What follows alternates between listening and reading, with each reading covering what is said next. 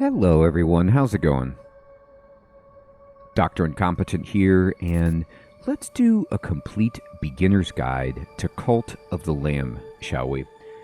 Cult of the Lamb is a fantastic game with terrific art design, slick gameplay, and a kind of nice mixture between ARPG roguelike a la, well, another Devolver game, Enter the Gungeon, but also maybe Hades-style room-to-room ARPG combat, but then also a management game with cultists and building and gathering and stuff like that as a kind of second game element. So even though that might sound like a ton, once we go through the basics here, you're going to find that this game is super enjoyable. There's always something to do, and yet at first it might be a little bit overwhelming, so that's what we're going to try to mitigate with this guide.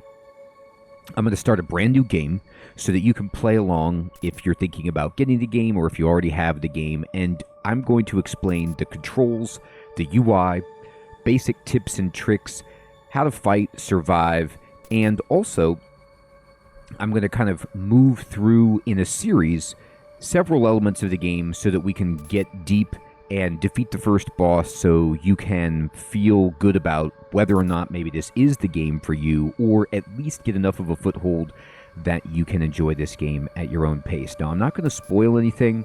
I'm not going to tell you the fastest way to do things, how to min-max, exactly which build to do, but rather just go over my thought process and the fundamentals as we play so that you can see what this game is all about.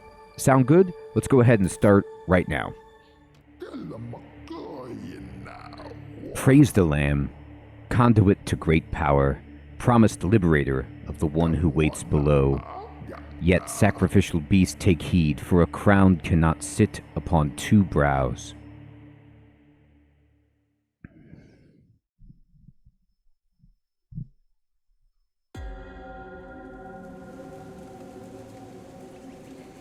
All right, so here we are, a sad little lamb indeed. And we're moving slow, and we're bound up, and the red, ominous light.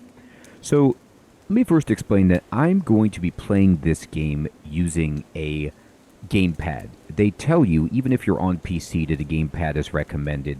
I've been playing this on PC using a gamepad. I've been using my Steam Deck to play it, and it's on many consoles, if not all of them, as well. So we're going to be covering how to use a gamepad. I think the game plays a lot better doing that. And we're going to move our little lamb with the left stick right now, but that's really all we can do. This guy angrily nudges away with his sacrificial blade, and, well, it's a sad bridge that we're walking across with skeletons and rotting corpses. It's a grim sight indeed. And, well, we got a kneel to be sacrificed. This is auspicious beginnings. Before us stands the last of its kind. All others we have hunted down and put to the blade. With this final sacrifice, the prophecy will be impossible to fulfill. The heretic who lies bound below will be condemned to eternal captivity, and the old faith shall be preserved.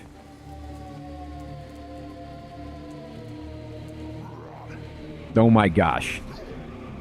That was a chop. But wait. What happened? We're in a different place.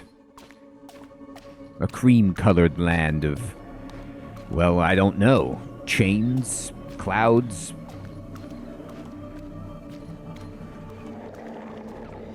The one who waits. Come closer, fear not, for though you are already dead, I still have need of you. Those foolish bishops thought they could keep you from me in death, but instead they sent you straight to me. I will give you life again, but at a price. All I ask is for you to start a cult in my name.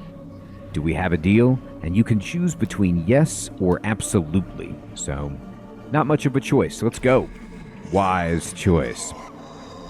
Take the red crown which I once wore. With it, you shall command the loyalty of followers and strike fear into the hearts of our enemies. Return to the land of the living, start a cult in my name, and begin recruiting followers. Once you have done so, you will see me again. Now go!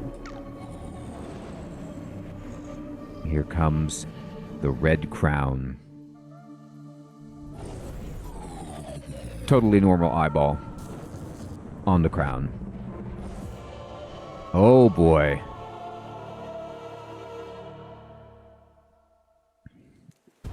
And we're up. We got a sword. And we can attack with X and dodge roll with B. So you'll see how quickly your lamb moves and how quickly you can attack with this particular weapon. Now these guys are meant to be easy. And you just chop them all up. Break everything in this game. It doesn't matter right now, but as you'll see, it's a good habit to be in. Now, when you're attacking, you can do a little bit of a combo as you chain attacks together. And as you dodge roll, you have generous invincibility frames when you're rolling to avoid damage. Now, these guys can actually hit us. So the regular cultists that we were fighting are very basic, but you see how these guys have a little health bar above their head? And they also flash to telegraph when they're going to attack, and we just dodge out of the way of it. Now, they can dodge too. I'm going to tell you right now, in my experience with this game, you can play however you want. Your combat style will evolve as you get used to the game. But for my money, what you want to do is just go in fast and furious. You want to chop things and obliterate them before they even get a chance to attack back. Like a very, very aggressive approach is useful in this game, at least in, up through the first boss, as far as I have, noticed as I've played through that content again. Yes, you need to dodge at times, of course, but a lot of can be accomplished just by going in and slicing and dicing. So once we get through that area, you're going to find this pathing screen. Now, for the tutorial, the beginning stage that we're in, this is a forced path. You get to make no choices. But as we go, you're going to see branching forks and such where we can make choices to go to rooms that we would like, a la Darkest Dungeon 2, Slay the Spire, any of these roguelikes that use this kind of decision-making tree. And the different icons will indicate what's in that room. So it might be a fight, which you see the sword here, or it might be a follower, which you see in with the person icon in the second diamond from us. So let's go in.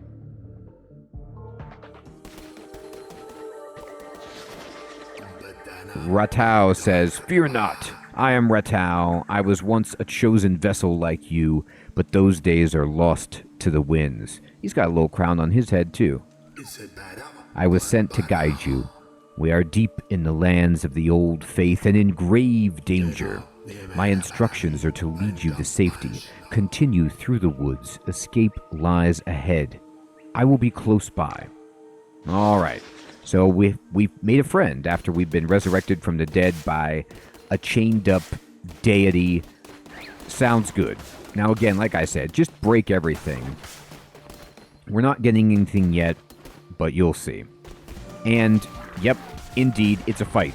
Now, all of these guys want to attack us. But they tried. And they even flashed white, and they even started to telegraph an attack. But, like I said, going fast and furious can solve the problem of combat early in the game when you can defeat enemies quickly, because you have a very, very generous stagger that the game applies. So you can see I'm able to easily interrupt their attacks just by frantically attacking. Now, as the game gets harder, we might need a little bit more nuance with our combat style, but just see how it goes. Your mileage may vary. And we're going to push select to open our inventory because we just got something from that chest. It's this coin. So it's a currency used for all manner of things. Right now, not super important, but we'll see. I'm pushing B to close the inventory, or you can push select and just push select again. Now you'll see that there's rocks, there's grass. All of these destroying these destructible objects, including these bones, the tree stumps. They will eventually yield us resources, which is why I'm breaking everything. But don't expect anything to drop right now. So there is a passageway to another room, and Cult of the Lamb is separated into rooms. There will be multiple paths that we could potentially take, and the room itself will sort of indicate to us what might be lying ahead. So we see that little kind of inverted cross, or, wooden sword, however you want to look at that icon. And this means we're going to get into a little bit of a fight here. So just be prepared when you see that. Okay, we're going to fight. Now you can see these guys are trying to attack, but their attack is bad. They lunge forward a little bit. It's very easy to get out of the way of. I also don't even know if we can take damage right now. We don't even have any hearts on the screen. Fear not. These things will be unlocked in time. Now, you see we can go up or down from this chamber, and I'm going to go down. What's down here? Okay, it's some bats. And now it's telling me dodge the attack with the B button. There we go. I think the game might tell you that if you actually did get hit in this phase, and just reminding you about your dodge ability, trying to help you train, but it's set up so that you can't die right here. So just play to your heart's content. And now we come through here, we get a treasure chest, we get some coins, and we have 6 coins now, and there's a way that we can go up here. Now, if we wanted to, we could also go back the other way and say, well, what was over here? And, well, it's a room with a bunch of jerks. And I mean a bunch of jerks. Now, I actually am doing the combat roll because in this room, it's important with these more dangerous enemies that aren't killed in just one shot to kind of separate them as much as possible and get some distance. And we got an extra coin. So this is a dead end, and we had a little bit of a, tougher scrum, and we got an extra coin. There's no reason for you to necessarily do that. 1 coin isn't that big of a deal, but again, best practices. You want to clear as much of the dungeon as you possibly can to be efficient with your dungeon runs and get as many resources as are available. All right, so now we move on to the next section where there is this kneeling follower icon. And, well, the one who waits did say, make a cult, right? And Ratu has popped out of the ground again and says, we have nearly reached safety, but look ahead, another poor soul about to be sacrificed. Rescue them, and they would have no choice but to join your new cult.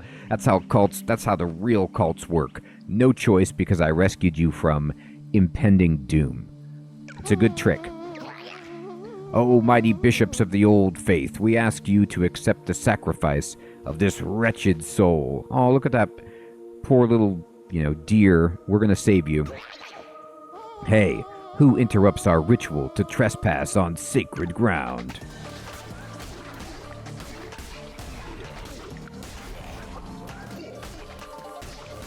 So I just kind of rolled to get behind the guy, and sometimes one wave of enemies isn't enough, and then you will see those black smoky clouds as new enemies start to spawn in. Now they're all gone. We've saved this guy, and we can hold A to rescue our new buddy. Open our portal and suck them down into the abyss, which lovingly leads to our cultist area, our, little prairie in the underworld or wherever we are, that we can build up our own cult and indoctrinate away. So this game is incredibly dark thematically. There's human sacrifice, there's cannibalism, there's, all sorts of shifty cult-oriented decisions that you're going to make, and yet it's juxtaposed with a kind of charming and cute lamb and other forest critters. So I just kind of take it in stride as a cartoony, experience, but it is quite sinister. And now we get a question mark room, which, well, we don't know. What's happening here? Let's find out. It's our buddy again. We have reached safety. You have done well. The red crown will allow you to use those markings on the ground to transport yourself great distances. It will take you to a temple that has fallen to ruin. There you will be able to begin your new cult. I will meet you there. So, we're doing the dungeon crawling aspect of the game where we're fighting from room to room, and now we're going to that little secluded area for our cult that I was talking about a moment ago. We just hold the A button on this portal, just descend into a pentagram, nothing wrong with that. This screen you will get every time you clear the dungeon, showing you your progress, etc., kind of summing up your rewards, how many enemies you've killed. We got 11 coins. We also gained a follower, and in what room, what different types of rooms we went to, you could see by the banners that hang down from the completed white diamonds and how much time we took in there. We also get a 50% bonus on new items because we took no damage. Now, I don't think it was possible to take damage, but that's okay. We'll accept the bonus.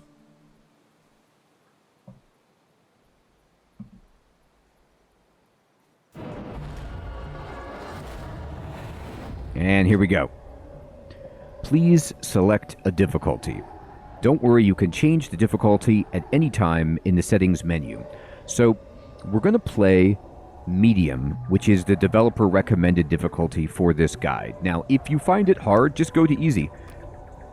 But if you find it too easy, well then bump it up for yourself, and you can change it at any time. So we're going to go with medium because it's recommended for moderate players looking for a well-rounded experience, and it's developer recommended, so I always like to do this as like the kind of intended way to play, unless I'm looking for that extra challenge, which I am not.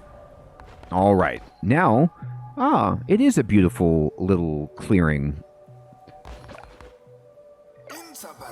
This hallowed ground which once was mine is now yours. This crumbling ruin is to be the site of your new cult. We have much to do. We begin by indoctrinating this poor soul into the warm embrace of your cult. Followers can gather resources for you. Order this one to collect lumber or stone. So, as I was discussing, in the dungeon you can gain resources by breaking stuff, but here you can do the same, gather resources to build new structures by breaking things and later building mines and extraction sites. There's our little portal with a wide-eyed follower. Let's go ahead and indoctrinate this one. We'll just wander down here, and you see them praying lovingly. You just push A, and Trejulon says, "Convert me to your cult. I will follow your teachings faithfully."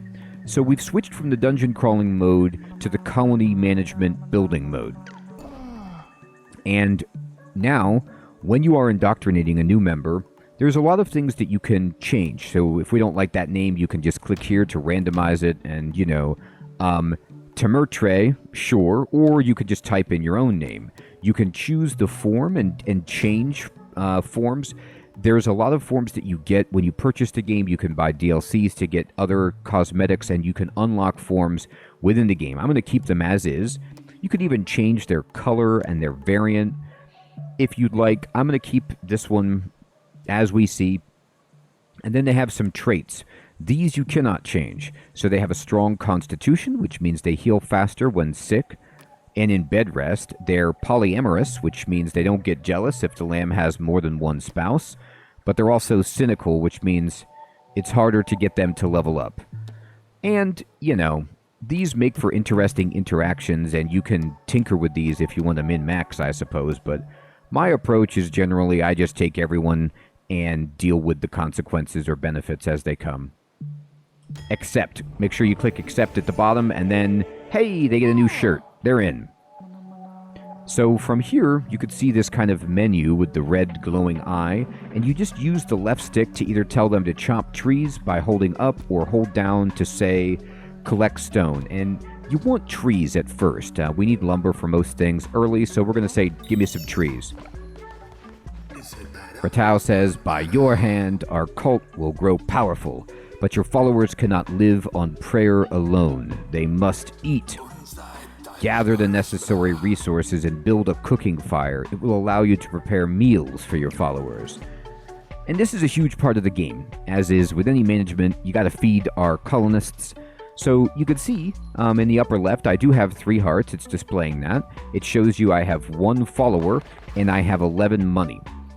Now, you can hold Y, and it zooms out a little bit if you'd like. And we can walk around here. Currently, there is no time, but we'll see that change in a moment.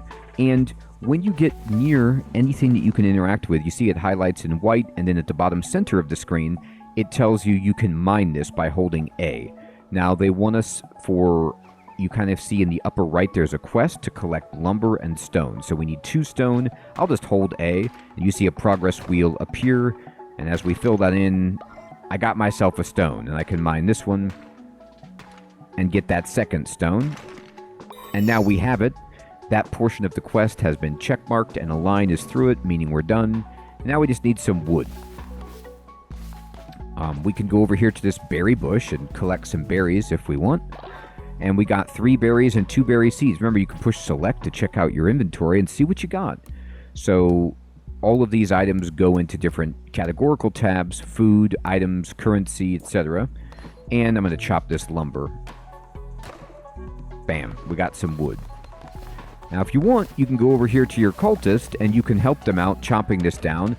And if you help them and hold A on the same thing that they're working on, you fill up the progress bar with them. So it's like it goes extra fast because strength in numbers. And now we have plenty of wood to build a cooking fire. I'm going to collect some more berries like so. And I'm going to roll and roll. And over here is our little building table, these crates with the hammer. And you just come over here and push A, and it opens up lots of different things you could build. So many of this, these recipes or blueprints are locked. And you can change the categorical tabs by using the bumpers, so you can go to faith buildings or decorations, but we want to do follower stuff right now, and the only thing we can make, I believe, is this cooking fire. So with it selected, you see underneath it, in the upper left, it says 5 wood, 2 stone, that's the cost, and over on the right, there's a card that tells you can cook raw items and turn them into meals that your followers can eat. The exclamation point says you can only build 1 of these things, so there you go, and it then tells you the cost. Now you can see with the cost, the number in white on the left is the actual cost, and then the number in parentheses is how many you have of each currency of these resource types. So I have 2 stone, exactly enough, but you see I have 8 wood, and I will use 5 of those to make this. So I'm going to push A, and then now we get to place it. So you just use the left stick to move this around. Now, if the boxes are red, that means no, no, no. But once they turn green, you're good to go. And you can push X to kind of flip it if you want, this cosmetically to be flipped along its vertical axis. But it doesn't matter how you have it oriented. It's just a style thing. I'm going to build it right here, right close to this. That's fine with me. And I'm just going to push A to do that. Now, it's not built. The resources are spent. You can see in the upper left, it tells you, but you have to actually build it. Now, our cultist is going to come over and help us, and we're going to hold A and just build it. And they would have helped us if we didn't build it so fast. Your followers need to eat, and it's up to you to provide meals for them. Push right to go to the next page. The hunger of your cult can be seen in the top left of the screen. When this gets too low, followers will begin to starve. So there's a little stomach kind of icon. You want that gauge to be all the way filled up. Find more food while crusading. So the dungeon crawling in this is hilariously called crusading, because we're a cult. Pick routes that pass through foraging locations. So remember, we talked about the icons mattering. So right there you could see the food and vegetables icon. That is the foraging location, so you can get food there. Or the icon, the diamond to the left that has the log, well, you can guess what we can get there. Plant farms to grow your own food. Seeds can be purchased or found whilst crusading. All right. So, as we get further in the game, more of the UI is going to unlock. So you might have thought, well, why did these hearts and coins and follower icons in the upper left, why does it not go all the way to the top of the screen? That's because the UI hasn't been fully fleshed out yet. So I need to push A when I'm close to this to cook. The only thing I can make right now is this basic berry bowl, and on the right we get some information. It's a 1-star recipe. It's real easy. It's not great. It's simple, and it has a 15% chance of the follower pooping instantly because it's a lot of fruit, right? But it provides, as you can see at the bottom, one follower, 60 satiety. So the green arrows up mean positive, and as you can see there, the down arrow is a negative effect for the instant pooping. And there's a bit of a Tamagotchi element to this game where you're going to be cleaning up the poop of your followers, at least in the beginning. So I'm just going to build it, or cook it. I'm going to say, yep, cook it. And then it goes from the recipe portion of this screen to the cooking panel, and you can queue up to 12 different things to cook if you have the ingredients for it. We don't. We can only queue up one thing right now. And then you actually have to push the A button at the bottom to accept this and start cooking. And then you have a little mini game here. You just need to push A when the line is in the green area, and it's really easy. It makes a bowl. You can see it appear right over there. Now we must build a shrine, but first we will need followers and more gold, both of which can be found when crusading through the lands of the old faith. Our mutual benefactor, the one who waits, benefactor is a good way to put that, has been trapped by the 4 bishops of the old faith. Each of them guards a chain that binds him to the realm beyond. We have conjured openings to their realms. It is your task to track them down and slay them so they may be freed, or he may be freed. So yes, we need to defeat these bosses to free the one who waits, and totally nothing bad's going to happen when we do that. Now go. There you shall find gold and willing recruits. For those who are not willing, convert them by force. Oh, calm down, buddy. So we can now go to the north, to a new area. Now, the bowl that I made is already gone, because he came and immediately ate it. And he's doing the job that we told him to do, and he's going to keep doing that. We could go over to this guy and talk to him, and you can then, you have some choices here. You can make demands, or you can change the labor that they're doing. I'm not going to do anything. I'm just going to push B to cancel out of that. What he's doing is fine. However, if I wanted to pick some more berries, I could do that, and then I could come over here and cook, and I need some more berries to make this. Okay, fine. Let's get some. Bam. And I'm going to go here and cook, and now I can make one bowl. I'm going to queue this up, and I'm going to cook it. You see that the little green icon with the steaming bowl is above it. That means there's a meal there.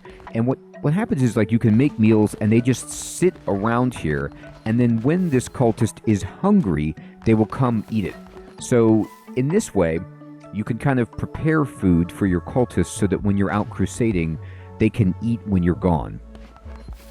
Now I'm going to come over here, and this chest is actually where the resources go that your cultists gather while you're away, or even while you're here doing other things. So just stop by this chest every once in a while to collect all of the resources that have been gathered. And I'm going to move up and go to this next portion. And here's the boss area. So, the quest information is in the upper right. Blood of the Covenant. It says, return to the lands of the old faith. We need more gold and more followers. And currently, this is the only door that we can open. This Darkwood door. You need one recruit or follower to do it.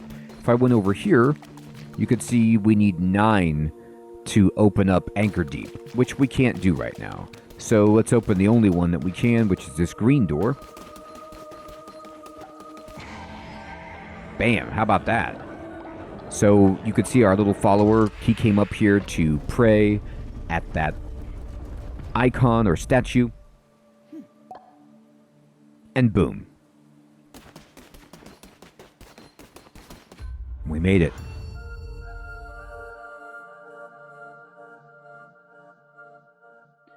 So now we're doing some more dungeon diving. And now our hearts go in the upper right, or left rather, and we can actually take damage. In the upper right is the map. And the map will get filled in as we make progress and show us kind of where we've been, what's about to happen, and the different branches we can go to. So sometimes the doorways are actually kind of hard to see because the graphics are really great, but not always the clearest.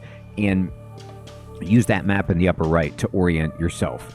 Now, the game is not fully, as I said, fleshed out. There's still a lot of elements that need to, kind of emerge, and the game puts you on rails at the beginning so that you're not overwhelmed. So right now you can see there's a sword that's popping up that's giving us a choice of what weapon we want to enter the dungeon with for our crusade. Right now there's only one choice. I'm just going to walk over here, and it's the Crusader's Blade 1. Stalwart companion to the wandering warrior. There's some flavor text, which is in gray above, and then there is a description which says a well-balanced blade that deals moderate damage. It tells you how much damage it does, and it tells you how fast it is. So this weapon is an upgrade, hence the kind of green up arrow, and I equip it. Bam!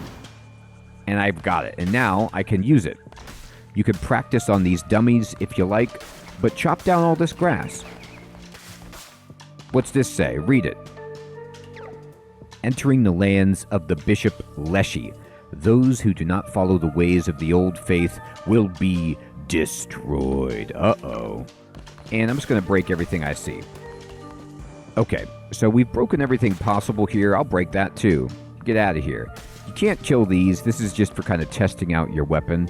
And we're good to go. You can see we get a prediction of the next room. Looks like a combat room. So let's be ready to fight. Indeed it is. Alright. I got hit.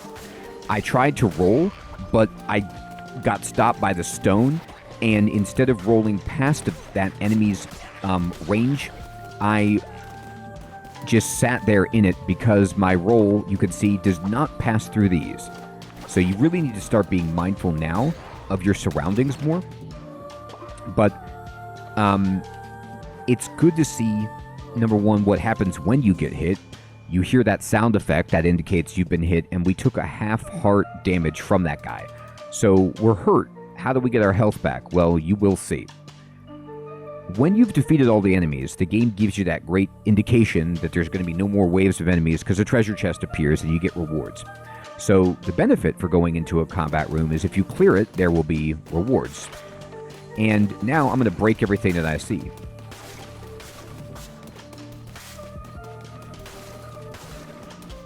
And we got some grass. You could see not much, but better than nothing. Break it all every time. The only way we can go is to the right. It's another combat situation. So let's go here and...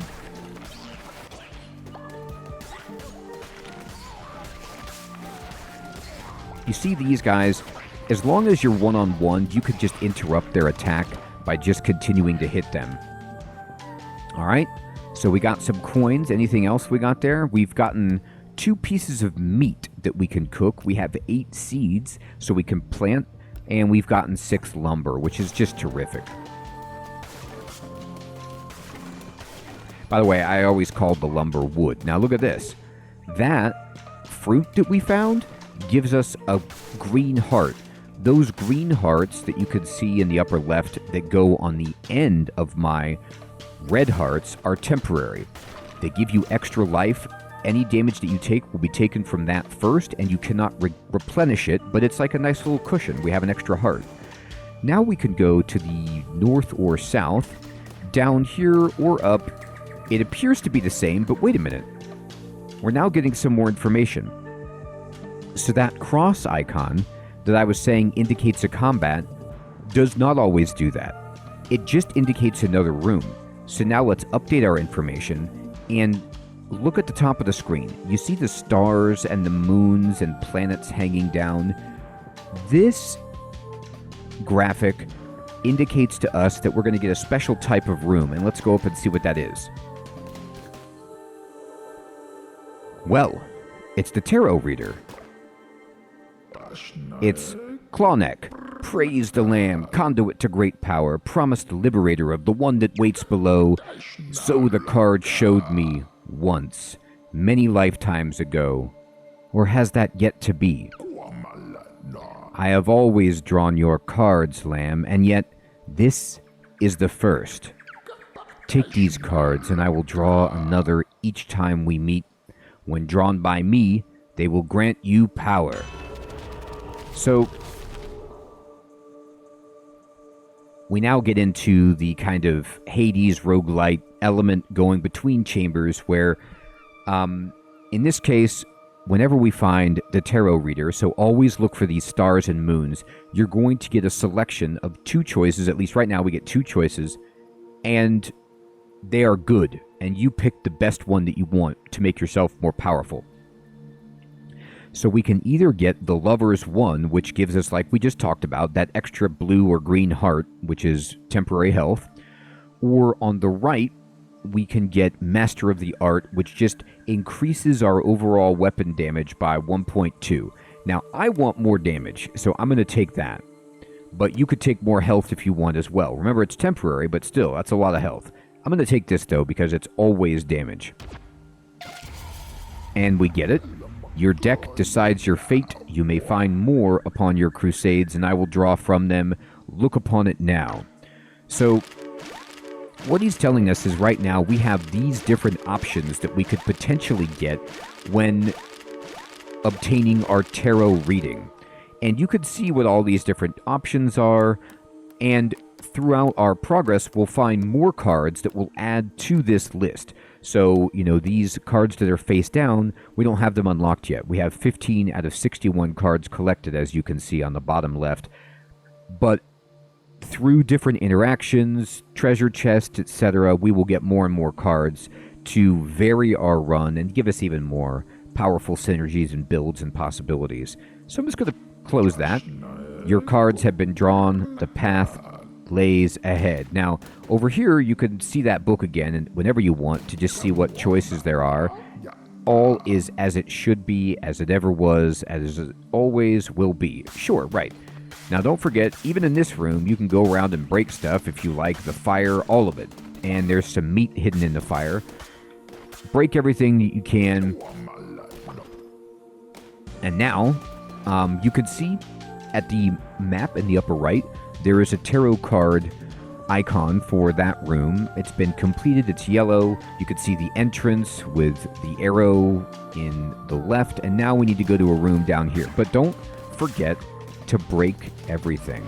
Break it all. Break everything that can be broken. And if you see a room like this, it's going to be a fight. So let's go one-on-one, buddy. And he got blocked that time. And we'll just kind of go here. And you can see I do more damage. I almost kill these guys in 2 shots, but not quite. I got 3 coins. I have 20. And this is certainly a screen that you want to just rip it all apart. We're starting to get grass. You might say to yourself, well, grass is useless. It's not. It's an important building item that we're going to use to make all sorts of things, and it can even be eaten in a pinch, which we'll see later. But I'm breaking it all because any free resources that you can get while crusading are good. And bats. Bats, you want to kill them fast. And what happened? I just got hit by what?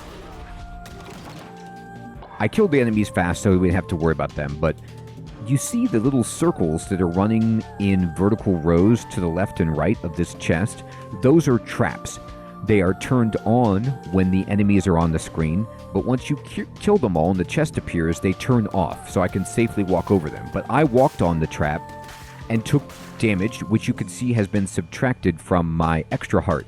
Now, if you just push B, you can roll through the traps and dodge roll through them safely. So you need to start being more mindful of your surroundings and learn the enemy types and learn what the best options are for you to not take any damage, but we're still doing okay. Let's go this way. Yes.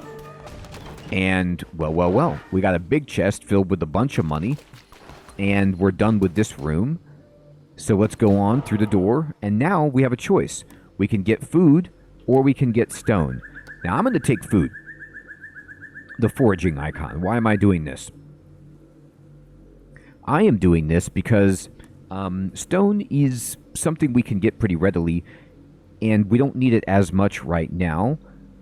Whereas food, it's not necessarily that it's hard to get, but I want as many seeds as I can get so that I can start planting berry bushes on my own map, and we can get seeds here potentially. Also, food is just great. However, if you took stone, no worries. You're not going to starve to death. Either way is fine. I'm just going to go to foraging. We only have one follower, which is very easy to feed. But as you can see, we get berry bushes. And I'm just going to pull from these. And we get seeds and berries. Now, you may have noticed on our map, there's a lot of wood. There's a lot of berries. There's a lot of stone. However, once you gather it, it disappears. So it's not permanent. And we need to get more sustainable methods of gathering resources. So whenever you can get stuff like this, and we found some meat in the bush there, whenever you can get stuff like that in the dungeon, always get it. And now we're going to go to a room with a skull and crossbones. What can that mean? Well, it means we've got a tough guy. So this is a tough guy chamber, but that, as you can see, doesn't mean we fight somebody right now in the first room. In fact, it means we're going to go through a series of rooms and then find that outcome. So let's just progress so you can see what I mean. All right, bad guys right away. There we go. But there's another bad guy. No, not a bad guy. What's this? Crusader's Blade 2. So you could see, this is just strictly better than the Crusader's Blade 1, as makes sense. It does more damage. So you're going to find new weapons. Sometimes they're just a better level version of what you had. I'm going to take it. And you can see in the upper left, the orange sword icon has gone from 1 to 2. And the sword down here, I could pick it up, but it's got the red arrow. It just does less damage at the same speed, so it's no reason to take it. Right now, we're only getting one type of weapon, but as you get further, there's going to be more and more weapons that we can get access to, and you can find weapons that better fit your playstyle, but sometimes you really just have to make do with what you can get. And I'm getting a lot of grass, break all of this. The only way I can go is to the left, so let's do it. All right, watch out for those traps, and there's bats.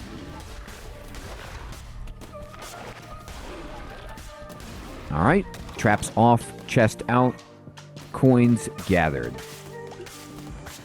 But I'm still going to break it all. The only way I can go is to the left.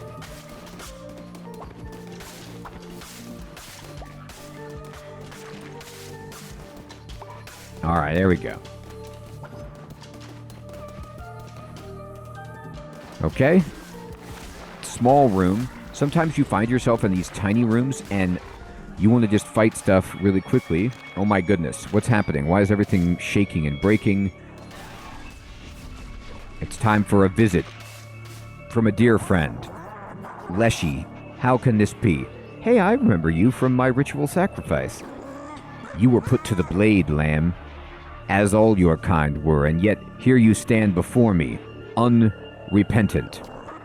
The crown, his power, could it be? But I am stronger still. Turn tail and run, little lamb. No, you're not stronger. I mean, maybe you are, for now. All right, break it all. Now I can go to the left or right. But look, you see, when I said left or right, I also meant up. And I can go back. Remember, you can always revisit chambers that you've been in to the right. But I can also go north or up.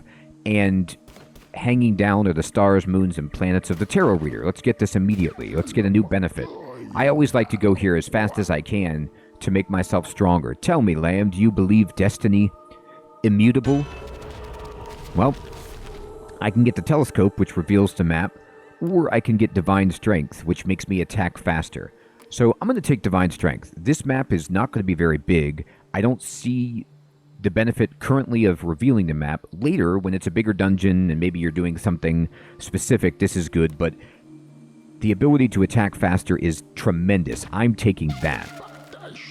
You cannot argue with the draw. One might as well argue with the ocean. I do argue with the ocean a lot. And I feel it's getting me somewhere. We got some meat on his fire. We will take it. The path lays ahead. Indeed. All right, let's go.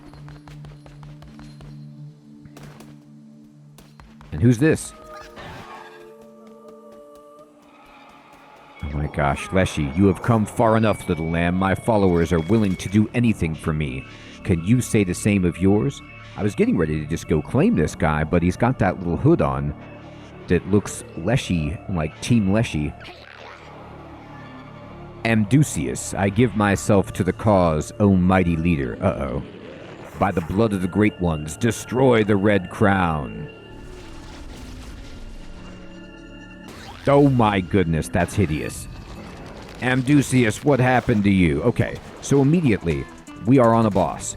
You can see the health bar at the bottom. Now, he summons little idiots. Those red X's on the ground are just like an area of effect spray that he's doing. Just get out of that, roll out of it, and you're fine. We've been hit. You can see he attacks just like in the pattern that we saw before. So this guy is not hard. He takes a lot of hits, and I'm getting hit because I'm just being very slow. But I'm trying to show you this guy is not hard. You will kill this thing on your first try. And if you don't sweat it. All right. So we have somebody who wants to be converted, or maybe doesn't, but has no choice. Let's do it. Please spare me. Well, it's death or conversion. I think they'll take conversion. Convert me to your cult. I will follow your teachings faithfully. Whoa, yeah. They're in. So we have a follower back at the base awaiting indoctrination, and we get a choice of 3 rewards. We could take gold nuggets, we could take a follower form, we could take berry bush seeds. So again, take whatever you want. The follower form is strictly cosmetic. Now, if you're going for trying to 100% the game and you want all of the forms, maybe you take this. But it doesn't do anything, just changes how it looks. If you want to get farming online, you take this. But honestly, I have 16 berry bush seeds, which feels fine. I'm going to take gold nuggets because I haven't even seen a way to get them yet. So might as well take the one thing that might be a good resource that I can't get yet. So I'll take that. But you take whatever you want. Then you get a big chest with a ton of money. And let's go up here. Oh, we could go back. Now you see this door?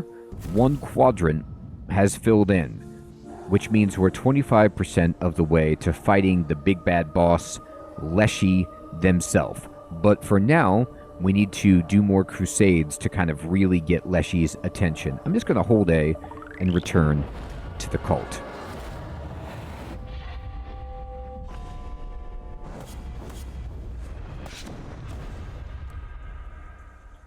And heretics defeated. You can see we get all these rewards. Now, you notice how I got hit a few times in there. If I would have not been hit, we would have got a nice boost. So, of course, there is always an incentive to not get hit. I'm just going to tell you very honestly, I am not great at this game. But part of the guide that I want to present for you is showing you that even if you're not great, like I'm not great, you could still love this game and have fun with it. It's, you'll miss out on some things like that, but you could still enjoy the game. So I'm going to continue. We got a new follower. So let's go take care of that.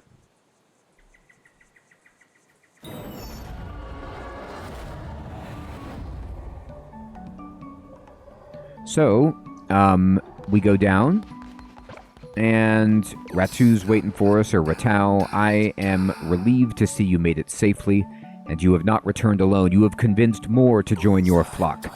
Let us indoctrinate this new convert so that we may continue. So, at our little portal here, we've got a buddy, and let's indoctrinate Amdusius. Please spare me. So, I'm going to keep how they look and their name, and they're naturally obedient, but they're also cynical. So we've got 2 cynical followers. What can you do? It's tough at first. People are cynical. The good word hasn't spread far enough yet. Boom. I accept you into my cult.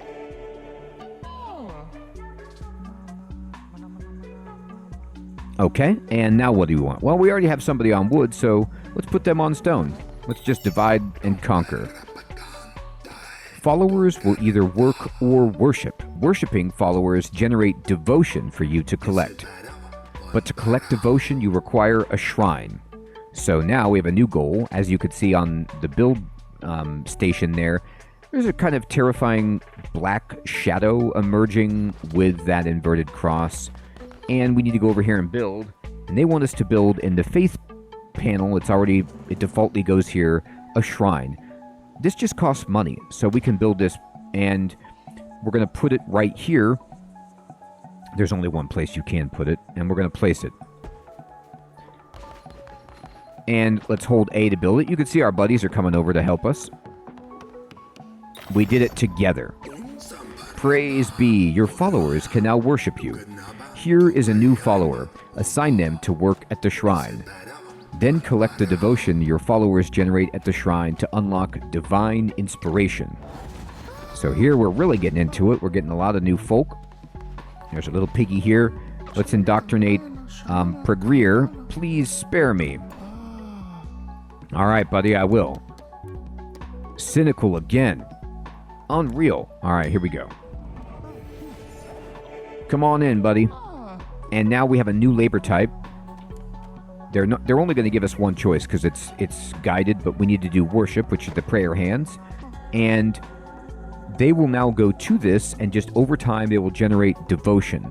And once we collect enough of devotion, which is this resource, we can unlock divine inspiration, which gives us the ability to make ourselves more powerful. The more followers worshiping at your shrine, the faster they will fill up. If the shrine is full, they will stop worshiping until it's emptied. So you kind of have to make sure you're always emptying that shrine. Once you've collected divine inspiration, unlock new buildings for your cult through the shrine. So watch Prescribe over here. He's going to go here and start praying. You could see him working, and now there is one devotion that we can take. And divine inspiration unlocked. Bam. So once you unlock it, you kind of come to the shrine and you push A to collect it. And this is the tech tree from inspiration. The only thing we can do right now is get this temple. And we will push A and collect it. And we now can build a temple so that we can preach sermons and perform rituals. Necessary components of running a cult, right? Got it. So you can see to the left and right, we can make sleeping bags now, or a farm plot. However, we need more devotion to get another divine inspiration to be able to purchase these techs that are on the left and right. And then you see the lock above the temple. It says 1 out of 4. Once we have built 3 more of these techs, we will unlock the next tier. So I'm going to just push B to go back, and here we go. Now they want us to build the temple, and I will. So we're going to go over here, and we're going to build this temple. It takes 5 stone and 15 wood. Now, I can't build it because I don't have enough stone. So all we need to do is go get it. Now, first of all, go to the chest and collect the resources. That's 46 lumber. That's a ton. So let's just go to some of these stone sites and get some stone. Just break these up. We know we need 5. We've got plenty of lumber. Let's go. Sometimes you got to put in the effort yourself. You can go help Amdusius, who is on this job. You can collect some devotion, but you can see at the upper center of the screen, that white bar that says 2 out of 13, that is our divine inspiration bar, showing us how many devotion we need to get that divine inspiration. So we have 2 devotion. We fill that up by gaining 11 more to get 13 total, and we will get a divine inspiration. The divine inspirations become progressively more expensive as we go. And do we have enough? I'm going to go ahead and make these hearty meat broths, which gives you a 25% chance of dropping valuable resources. They might poop instantly, but what can you do? I'm going to make 1, 2, 3 of these babies. These are good foods, and that's what we get from getting that meat. And once you've selected them, though, you need to go down and you just need to push Y or go down to the bottom to cook them. Go down to the bottom of that screen and push select. And now I have a bunch of meals ready to go. These meals, as far as I recall, they don't rot or anything. They just sit there until people are hungry. In the upper left, you can see their satiety bubble is full, so it's not a big deal. I'm going to get 2 more devotion. Time is just passing as we're in here, and things are happening. Let's build this, and we need 1 more stone. No problem. Got it. Bam. Here we go. And put the temple wherever you like. We could put it, I don't know, right here. We could flip it if we wanted, but we could also put it over here at the end of the path. I like to put it here right next to where our new followers come so they can see what they're getting into. And now everyone's going to come except for the person who is meditating and getting devotion. They're really, really concentrating, but the other foragers will come and help out. Got it. The temple is the center of your cult. From there, you will preach sermons to grow stronger and perform rituals to mold the fragile minds of your followers. You are responsible for maintaining the faith of your cult. If it falls too low, your followers will dissent against you and eventually leave. Your followers are ready to hear your words. Show them that you are a great leader. Preach a sermon from within your temple. All right, look at that. I got a new wheel. What's that? Well, let's find out. Let's go preach a sermon. So inside here, beautiful decor. There's an altar. Go up to it. Push A. More options will unlock here as they become available, but right now all we can do is preach a sermon, and we will. So this draws energy from our followers to bolster the power of the red crown. And let's do it.